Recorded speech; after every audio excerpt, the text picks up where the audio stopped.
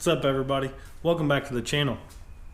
We're out in the shop today and we're getting the boost knuckle loaded up, tuned up, ready to go. Tomorrow morning we're getting up first thing, hitting the road, headed out to Kansas to a buddy of mine's shop where he dyno tunes, and we're going to throw the boost knuckle on the dyno, turn it up since I got the valve springs and stuff changed in it. You know, like I changed coil packs and a couple other things, put new plug wires and stuff like that on it. The try and curb, you know, there a while back when I had it on the dyno, I don't know if you saw the video, but the truck's been on the dyno a handful of times. But here a while back, I put it on the dyno and had the little dyno brawl with my pops in his car, trying to see whose would make more power. Obviously the boost knuckle did, but anyways, on that dyno, every time I tried to turn the boost controller up, the truck wouldn't like it. It wouldn't rev past like 5,800 or something like that. So I ended up changing the valve springs, putting a new set of valve springs in it. And today we're going to put it on the dyno, see if we can turn it up, see if the springs made a difference. And if so, we're just going to crank this thing up and see if we can lean on her and see what she makes. But anyways, we'll get back to it. Next thing you'll see, we'll be on the road, headed out to Kansas.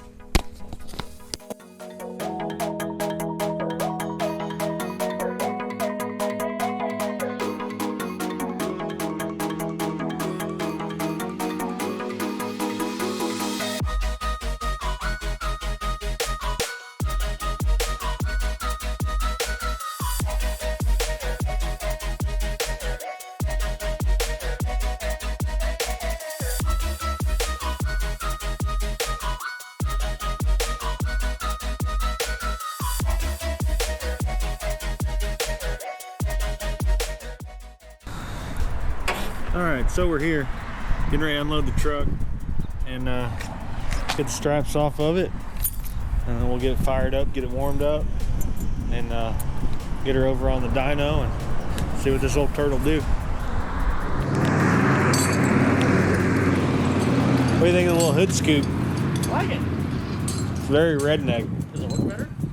I think so.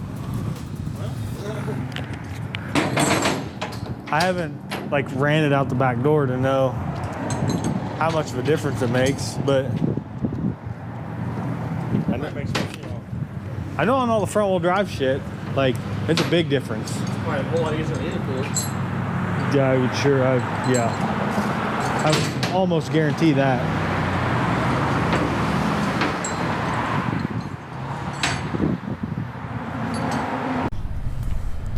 Alright, so we got her all strapped down on the dyno. There she is. We opted for the outdoor dyno. Mainly probably because the indoor one's going to be super noisy and shit. And then obviously just like the atmosphere out here is a lot better than inside of a small concrete room. But we got her strapped down. We'll probably start out on gate, see what it does. Like I said, I know what it does on a dyno jet on the gate, which was like 10 pounds, 10.5 pounds. Last dyno jet it was on, it made 690. So we'll see what it does here, see if there's any difference.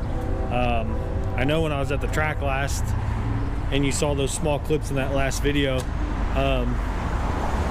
for whatever reason on the gate, it was making 2 more pounds of boost than it normally does. And I don't know if it's from the valve springs that I changed or what, I don't know.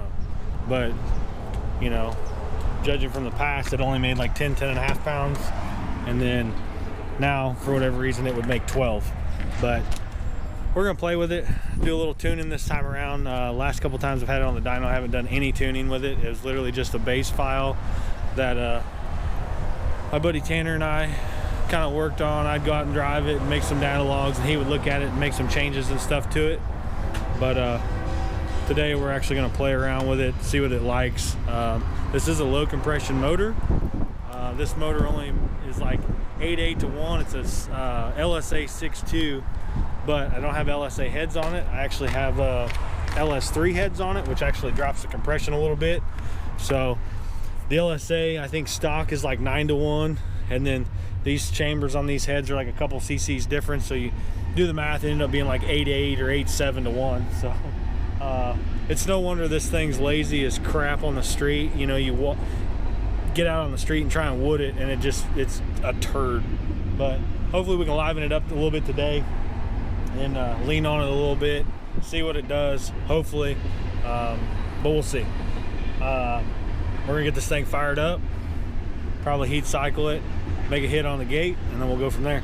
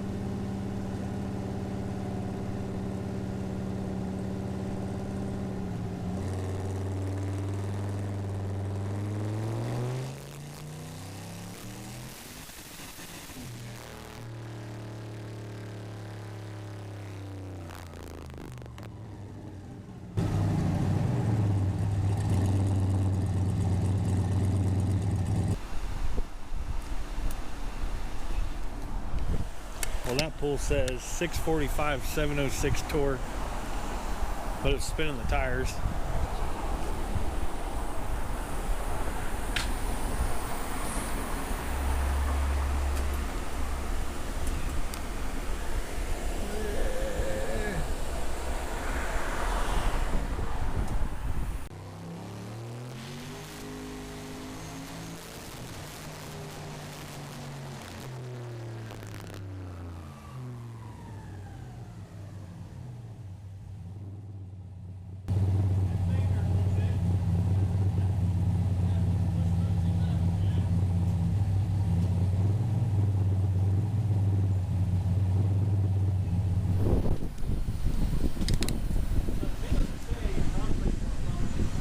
Right. 834, 858. Holy shit. Alright. So that second pull, it made 835, 860 torque. On 10 pounds still, ish, 10-ish. It didn't data log that run. So we're gonna make another pull, try and get a data log, and see what it does now. These tires hate their lives.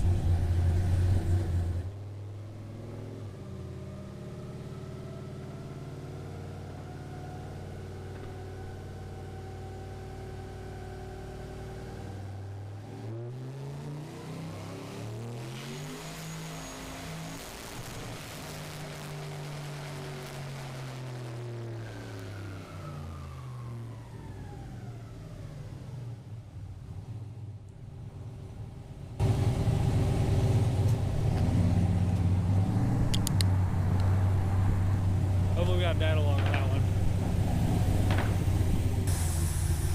Alright, so that last pull we forgot to hit record on the dyno. It's all 13 pounds, you gotta try it again.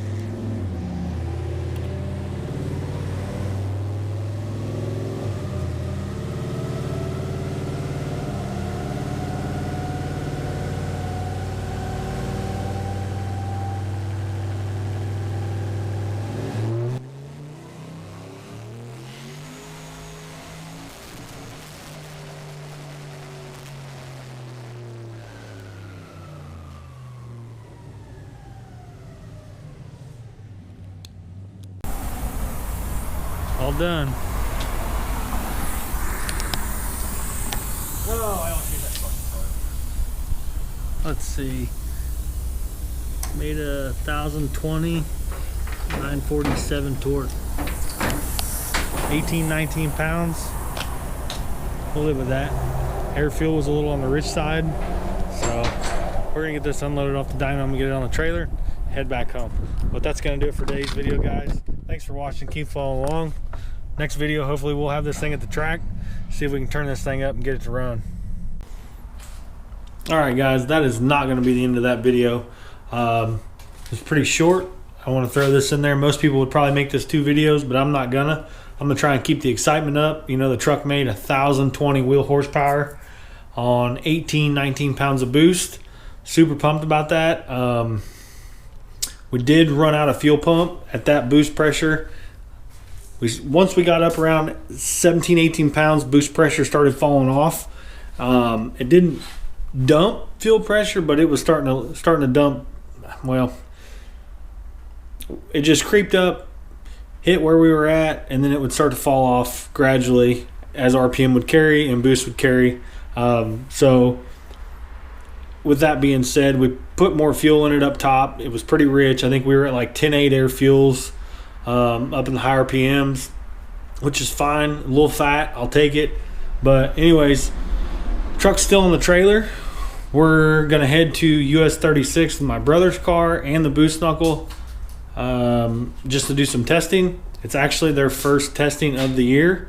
So tomorrow morning we'll get loaded up. Well, actually, he's kind of loaded up already, and I am already loaded up because the truck's still in the trailer.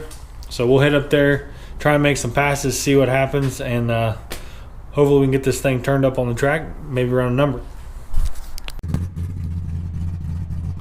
Alright, another windy day out here at the drag strip. We came out today, we brought the boost knuckle and the Mustang. We're going to do some 8th mile testing. I don't know if we're going to get the boost knuckle turned up on the track. We'll see if the track takes it or not. And then the Mustang, we're just trying to fill it out and just work our way up on the tune and stuff. So we're going to get out here. First couple hits we'll probably make with the Mustang, and then I'll come up, follow up with the boost knuckle. But let's get up there and check it out.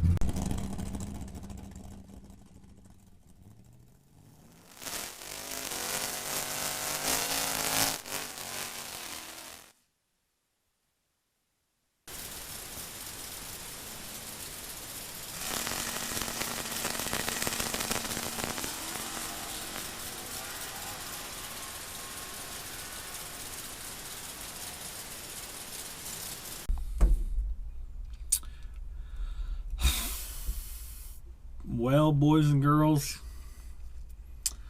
as you saw there, boost knuckle made a pass. It's hard to tell. It was pretty windy. I forgot the GoPro mount for inside the truck, so you got no interior footage. All you got was GoPro footage from the side of the track and on the opposing side of the track, so you can't really see anything and or hear anything. With that being said, we blew it up. How bad? I don't know. Truck got to the top of the track. This was the first pass. I turned the power down. We were back on the gate, so it should have been around 10 pounds of boost, which at the beginning of this video, it made roughly 830 horsepower on 10 pounds of boost on that dyno, that Dyno Max dyno, or Dynamite dyno. So it made good power. I wanted to run it on the gate just to see if it got any faster from previous track passes on gate pressure. The truck did run a 629. I don't know if I got the slip in here. Yeah, I don't have the slip in here. But the truck ran a 629 and like a, I mean, everything was relatively the same. Everything I knew of the truck, it would run 620s on the gate, and it did just that. We still don't have the suspension dialed in, still have a lot of work to do there. But I wanted to go up. I didn't make any suspension changes from the Mocan trip, but I still wanted to go up and just see the power changes, see if it would do anything different. And then I just would play with the two-step and so on and so forth. But that track outing was pretty much worthless in every way, shape, or form. The track had issues. They weren't giving time slips. I had to chase down the guy that I raced and see if he would let me look at the time slip. Some people are weird about that stuff. But I finally got the guy to let me look at it. I took a picture of it. That's what happened. I don't have the time slip because I didn't get one. I took a picture of it. I'll see if I got it on my phone still, but I was pretty mad. Mustang did pretty good. Ran a couple 680s. The car is still, at this point, is on 8 pounds. We turned it up a couple pounds with a new spring. I didn't get any footage of that. He made one pass, then I made one pass. We were sharing helmets and stuff, and it was just packed. So it's like I didn't have time to film his car and try and get my stuff ready and make a pass of my truck and film all that. So it was just a hectic day at the track. And then on top of that, the truck blows up. And by blow up, I don't really know. But I did get home, and I just instantly started tearing into the truck. It was late. I didn't care. But this is the aftermath of a late night home from the drag strip. The truck is in pieces. Not all the way, but we got one cylinder head off. Basically, when I was driving down the track, at the top of the track, I got out of it, and I felt kind of like the truck started to lay over. I went to go hit the gas, and it wouldn't do anything. Like, it was just dead. RPM was still coming down because the truck was still slowing down, but it had no power. The truck was not running. Pulled off the side of the track, tried to restart it. It would not restart. Sounded bad. Sounded like it was down a hole on compression. So got it loaded up on the trailer. Was super angry. Didn't want to film any of that, which I know everybody loves to see that stuff, but I'm still not to a point where, like, I'm good on the camera when I'm angry, and I get mad and I just shut it off. I promise I'll get better at that, and I'll let you all see all of my frustrations and everything in the future. So just keep following. You'll see it. Don't worry. But got it apart. Well, when I got home, first thing I wanted to do a compression test. Pulled the plugs out of it, did a compression test. All the cylinders were the same except for number 7, and number 7 had 95 pounds of compression. All the other cylinders had 155, I think it was. So after the compression test, I did a leak down test, and when the truck shut off and I pulled off to the side of the track, I realized that it was blowing a bunch of antifreeze out of the radiator. So I assumed it pushed the head gasket.